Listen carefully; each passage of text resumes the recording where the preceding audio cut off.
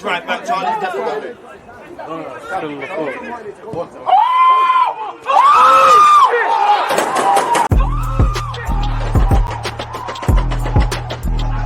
There's always just that active red line defending. I think it's like.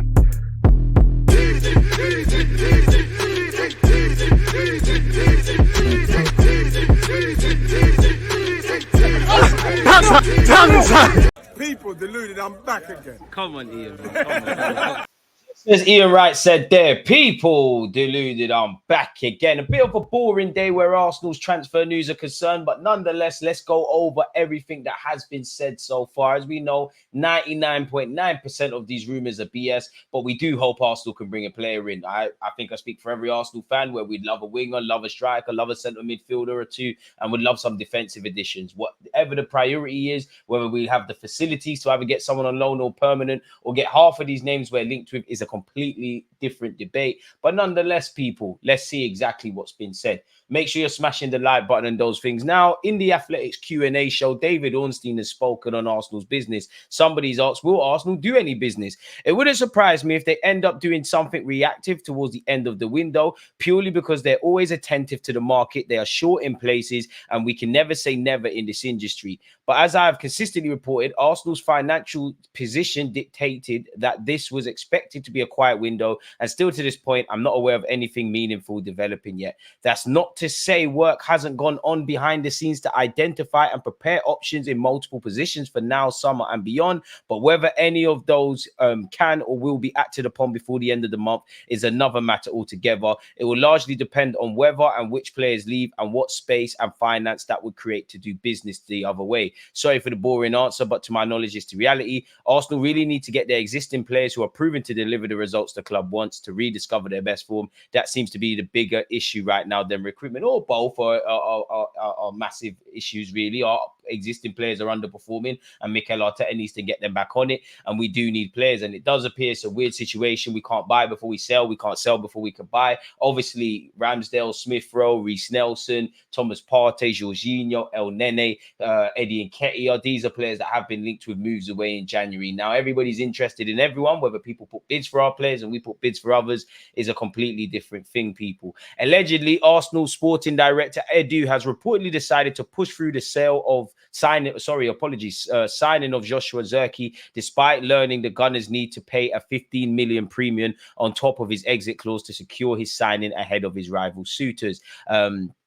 As you know, you'd imagine an informed striker that's got 11, 12 goals in Liga, in Serie A would be on the debate. You know, his current club Bologna are set to make a tidy profit on him, really and truly. And we do need to remember Bayern Munich probably have a sell-on clause, and they also have a buyback clause. I don't know if the headline quite matches up, because I don't know if we've got the facilities to do this, and I don't know if Bologna would let the man go. Arsenal ready to pay premium fee to land Joshua Zirkzee. With a move for their top target, Ivan Toney, taken off the table by Brentford, who will demand a 100 million fee. Team Talk this week revealed that the new deal he is poised to sign with the Bees will contain an exit clause, making a summer exit all the more possible.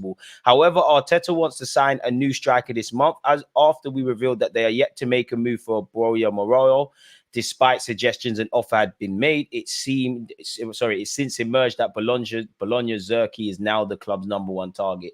That's the merry-go-round that we've seen, people. The Netherlands under-21 international has developed into one of Serie A's most feared strikers this season, having moved to Bologna from Bayern Munich this summer. And having taken his time to settle into his new surroundings, the 6'4" frontman has bagged 8 times in 16 games this season for a Bologna side who are surprise contenders to seal a top 4 finish this season. I mean, when you look at the fact that he's got a handsome return, Solanke's got 12 goals, and, you know, the Broja guy that we've been linked with at Getafe, I think, has got 11, 12 goals in the league.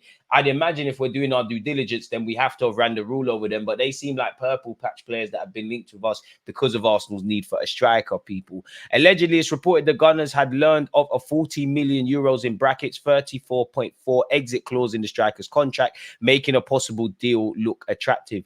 You know, do we really have 34 million to spend on an unproven player, which, again, he's young, he's 6 foot odd, he's scoring goals. I'm sure that he's been at Bayern Munich. plays for Holland at international level or youth international level. There's got to be something about him, but this seems like a gamble, really and truly. Nonetheless, people, it will require a 40 million bid to bring him in, really, and apparently there's a buyback clause once again in the Bayern Munich contract. Apparently, it's only valid for Bayern Munich, confirmed their sporting director. That's in relation to the buyback clause.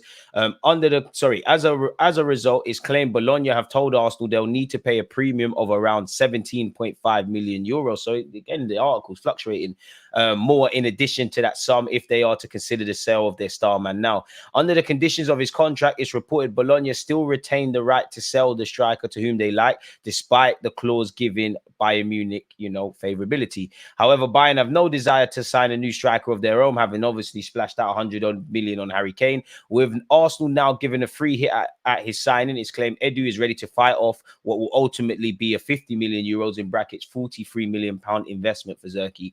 And again, you'd imagine a lot of that would depend on if and when Eddie Nketiah is sold. Again, he's been linked with Brentford and he's still being linked with Crystal Palace, which seems the case for a few years, people. And apparently Zirkzee's been linked with both Manchester United and Newcastle, who might need a striker. Once again, Arsenal have expressed interest in signing Zirkzee, but Bologna are reluctant to make a sale this window. Obviously, apparently he's got the same agent, people, as Douglas Luiz, which could be interesting. He's represented by Kaya Jarupkin, who, represents a couple of former and current Arsenal youth players, as well as a number of players, as you lot can see there, people. I don't think this is going to happen. The sporting director of his current employers came out and said that's a myth. Arsenal are working on a late window deal to sign Getafe striker Broya Moyral. Forgive me for mispronunciations, people. Apparently, the well-connected former Tottenham Spurs, Aston Villa and Everton scout Brian King explained that Mikel Arteta wanted to sign the 26-year-old forward in the summer and has now reignited his interest with a release clause now active in the player's contract. It's understood the release clause is worth 17 million pounds, 20 million euros, less than half of what Getafe were asking for in the summer. It's believed Mikel Arteta closely pursued this deal last summer and Arsenal had a bid for the player rejected. As we know, we're eager to bolster our striking department and we're in trouble. Currently, he's got 14 goals and 1 assist in 22 games, and he has previously come up through Real Madrid's academy, spent time at Roma, and now finds himself back in Spain, people, as well as loan spells with Levante and Wolfsburg to his name, people. The man himself has spoken. It said, "It's news that has surprised me too. I haven't spoken to the club or my agent. I'm very focused on Getafe on a day-to-day basis. I can't imagine he'd say anything else." Again, we've been linked with Zirkzee, and a lot of it is hinging on obviously Eddie Nketiah potentially departing. The Telegraph said Arsenal's need for another forward has been made more pressing in recent weeks due to repeated goal-scoring issues and another knee injury suffered by Gabriel Jesus, while there's also uncertainty over Eddie Nketiah's long-term future at the club. Obviously, in relation to us bringing in another striker, but he's under contract for a while. Probably the wages, I can't imagine. I know there's riches in the Premier League and they have to pay him handsomely, but I can't imagine people want to match those wages. So you could say his long-term future is almost sorted, really. Arsenal are open to doing business in January, but need to be careful with their finances after a summer outlay of more than 200 million.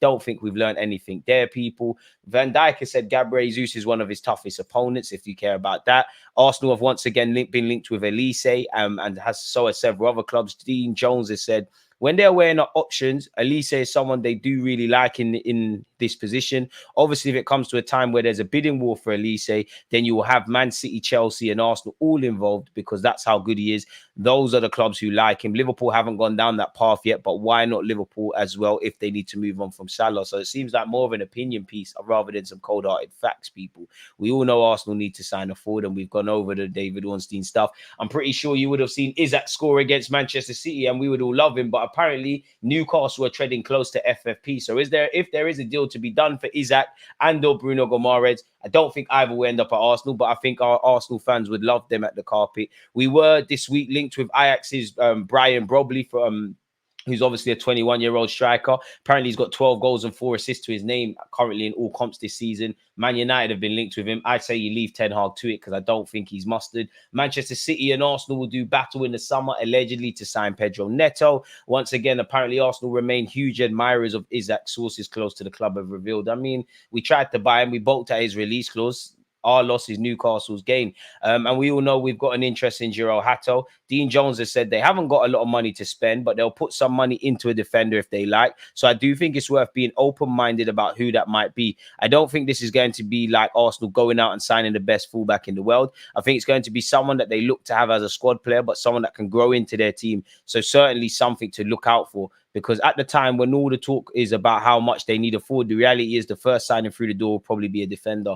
We have been linked with Jarell Hato. That would be lit. And some Arsenal fans would like Anton Robertson, who I think is a bit shaky defensively for Fulham, but has a lot of other strengths. Aston Villa allegedly still have an interest in Emil Smith-Rowe. And obviously with his former manager, Uno Emre, over there, that could be something to consider, people. I don't know if Emil Smith-Rowe will be allowed to leave, but that's what's being said. Arsenal might have to move a couple of players out to get players in. There's interest in Mohamed El Nene from Turkey and Saudi Arabia, and they'd cash in on Thomas Partey if they could, given his injury record and the fact he's on good wages. I'm keen to see what they do with Smith-Rowe, because I think Aston Villa interest is still there. We know that Arsenal like Douglas Luiz, but Villa aren't going to let him go at this moment in time because they're competing for top 4 themselves, which is what we know. So yeah, with that being said, let me know your thoughts on everything we've discussed, people. Let me know your thoughts on all the players. Let me know your thoughts on what you believe should be the priority in January. Do you think we need a striker more, a winger more, a centre mid, a defender, etc., etc.? Don't forget to turn on your notification bell, subscribe if you haven't, check out the rest of the content, and appreciative for you lot listening as we went over everything. But for now, bless up, people. Stay blessed. I'm out. There's always just that active red flag, defending. I think it's like